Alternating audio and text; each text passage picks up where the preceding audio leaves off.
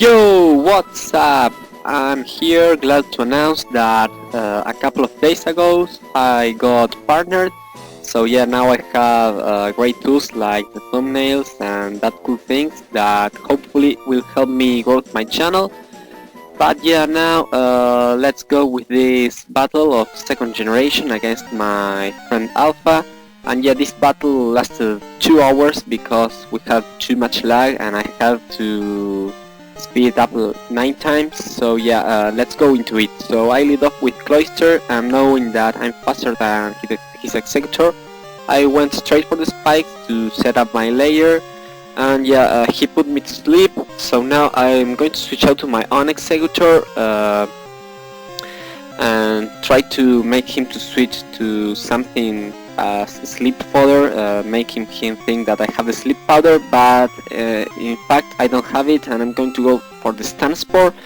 But he's going to stay here, and I'm going to go to win this speed tie and got the para hacks right on this turn. So yeah, that was pretty lucky for me.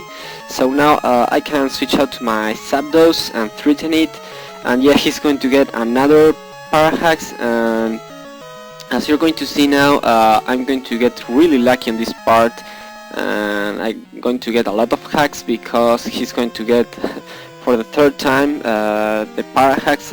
Yeah, as I went for the Thunder predicting a switch, but he decided to stay, and now he's going to get another para hacks. Yeah, he was so unlucky. As I put my reflect, and well, on this occasion the paralysis was beneficial for him because he told me he was going to go for the explosion on that turn. So yeah, with the reflect it wouldn't have done that much. But yeah, here seeing that he's going to stay all day, I'm just start attacking with the hidden power ice. I'm going to get a critical hit, which is going to matter because now on the next turn I can take this executor down and watch that because yeah, he was doing a great deal of damage with the psychic. So yeah, on this part it was very unfortunate. All the hacks that happened it benefited only me in the end, but yeah, as you're going to see later, we are going to tie in the hacks thing. So yeah, now my opponent is going to send his Steelix, and now I have to switch, and I have a reflect up. So now I'm going to go with Cloister, knowing that I can take any hit from him, and I will try to start burning those sleep turns because yeah, Cloister doesn't like being asleep. So yeah, look at that, the rock slide, it's super effective, but without the staff and with Cloister's massive defense it's not going to do anything at all. So yeah, now my opponent decides to go with the Zapdos, and yeah, I burn one sleep turn there, and now I must switch because yeah, he can do a lot of damage with Thunderbolt or Thunder, even KO me. So I'm going to send Steelix, and here I'm surprised to see that my opponent has the Drill Peck, which is not so common on Zapdos on second generation. But yeah, he's going now to switch to his Cloister, and here I made a bad play because yeah, as I told you, there was a lot of lag on this battle, and at this point we were more than half of an hour battling. So I lost my patience and I exploded with my Steelix, which was still on full health. And yeah, that was a big mistake. I didn't even know if he had a ghost type or a steel type that he could switch into. So yeah, that was pretty bad. So yeah, anyway, I went with Zapdos to put pressure on that Cloister, and he's obviously going to switch and put the Steelix, which absorbs my electric type move. And now I'm just going to set up a reflect, as Allpha is going to switch to his own Zapdos. And now that yeah, I'm regretting having exploding with Steelix because now I will have to show my Snorlax, which is the best thing I have to wall this Zapdos. And yeah, now he's going to reveal that he has the Thunderbolt and not the Thunder, which is cool for me because yeah, with Thunderbolt there is no way that he can take me out. So he's going to switch and go with his own Steelix, and I'm going on the switch. I'm going to hit him with the Lovely Kiss, which is great because now one of the only things that can wall my Snorlax is fast sleep. So he's going to switch out, and here I should have go for the body slam, predicting this, but instead I went with the Clefable, and this is going to benefit him because yeah, his Cloyster is faster and now he can explode on me or whatever I send out against it. But yeah, so I'm going to stay knowing that the Reflect will protect me, but this is going to be beneficial for him because now he can free switch on his Charizard, and now he can set up the belly drum, which is really dangerous for my team. So now I'm just will stay with Clefable and try to do as much damage as possible with the return before this Charizard is going to take my poke down. So yeah, the return was almost a KO, but it wasn't enough. So now he's going to go with the Earthquake, and yeah, he's at +6. Sorry, he's at +6, so yeah, that's an easy KO.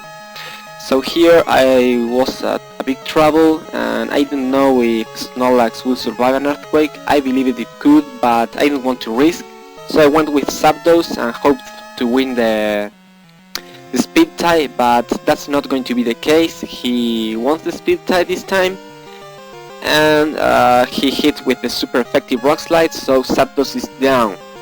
So yeah, now I still don't want to take damage with my Snorlax, so I'm going to go with the Executor, hoping for him to have Flamethrower instead of Fire Blast, or for a Fire Blast Mist, and I'm going to go with the Psychic. And here he has the Fire Blast, he hits my Executor, and yeah, I believed he was going to sweep all my team with the Charizard, but incredibly, Executor it's so bulky, it survived that stab Fire Blast, and it's going to be able to retaliate back with the Psychic and take that threat down.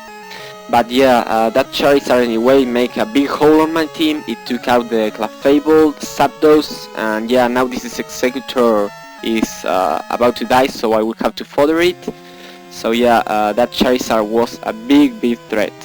So yeah, now against his Zapdos I'm going to send my Snorlax, and I will set up a curse knowing that he's going to switch to his Steelix and he can roar me. But anyway, I will take the opportunity because he's asleep, and I will try to do as much damage as possible before he goes for the roar. So yeah, here is his Steelix, and after the curse I'm going to go for the Body Slam, which did really little damage. I was expecting it to do at least a little more, but yeah, now I will just keep spamming those Body Slams, and he's going to wake up on the second turn. He went for the Earthquake, I don't know why, but yeah, here you will see that I got the paralysis with Body Slam, and this is bad for me because now I can put him to sleep with my lovely kiss, and he's going to be able to do the roar to me. So yeah, on this occasion the Parahax benefited my opponent. So yeah, now he went for the roar and my Cloyster wasn't out. Here I just went for the Icy Wind, predicting a switch to Zapdos, and that's the case. He went for Zapdos and my Cloyster woke up this turn.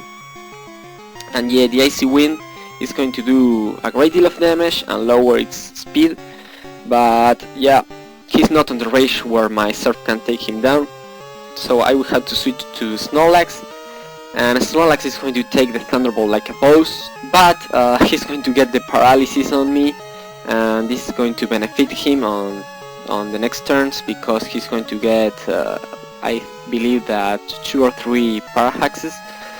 And yeah, now he's just attacking with the Drill Peck, which is doing more damage than the Thunderbolt.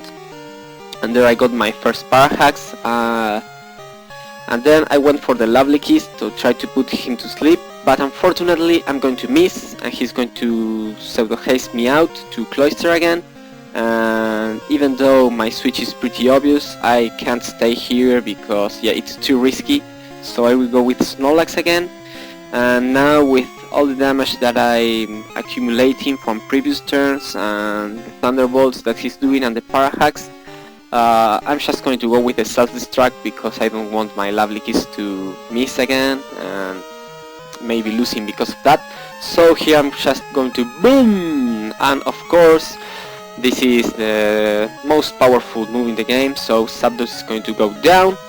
And now my opponent has only 2 pokes, and one of them is Steelix, which is paralyzed, so Cloyster can handle him easily. So this is going to be decided on this matchup, which is Cloyster against his Miltank. So yeah, my plan here was to start using Surf, and when he had to use the Milk Drink, to use the Icy Wind to lower his speed, and yeah, then outspeeding him and trying to take it down. But unfortunately on his first Body Slam he got the paralysis, so now going for the Icy Wind is not more something I can do, so I will just going to keep attacking with Surf and hope to get a crit. But of course he has the advantage here, I'm paralyzed, he has the Milk Drink, and even though I can do more damage with Surf than he can do with Body Slam, the paralysis is going to matter here because I believe here on 2 consecutive turns I'm going to get para-haxed. So yeah, that is going to compensate for all the hacks against his Executor. And yeah, with that Body Slams he's going to take me down on this turn, and it's going to be the game for my opponent. So yeah, this was a great game. It was pretty long, but I enjoyed it a lot, and I hope that you enjoyed it too. Don't forget to rate, comment, subscribe, and visit my opponent's channel, which will be on the description. So we are seeing next time. Peace.